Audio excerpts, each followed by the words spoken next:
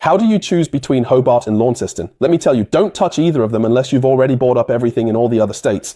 Diversifying just for the sake of diversification, what I'm sharing today is definitely going to upset a lot of people, and I'm ready to be criticized for it. But I just like to tell the truth. Those who listened to me and bought in Brisbane after the pandemic have already made a fortune in just 2 or 3 years, and those who followed me to buy the bottom in Melbourne have also made a killing. But if you buy in Tasmania today, yes, it will go up, but it won't double in 7 years. Today, I'm going to break things down simply, and all my data is backed by references just to help you avoid making the wrong choice. Let's start with the population. Search for the official website of the Tasmanian Births Registry using the title I provide. The official outlook is actually very pessimistic, providing 3 indicators. I'll keep it brief.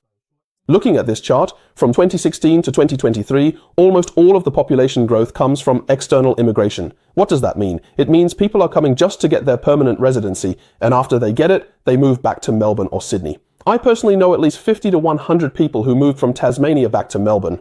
I've been in Melbourne for 10 years, and I've never heard of anyone moving from Melbourne to Tasmania, actually relocating there. From 2005 to 2015, it was the opposite. There was still a lot of natural local growth, but after 2015, that decreased. What does this mean? This is exactly what I'm about to talk about. After 2015, first, there was a serious aging of the local population. Second, after 2015, instead of locals leaving, it was outsiders moving in. So, do you think the future population will be sustainable? After everyone gets their green card, let me just ask you, the person watching this, would you actually move there? Now, the second indicator is even more alarming. What does that mean? It also confirms my first point. Look at this yellow dashed line. Even the official projections think that Tasmania's future population might actually be lower than it is today. What does that mean? Doesn't it remind you of Japan? If this really happens, there will be even more empty houses on the streets.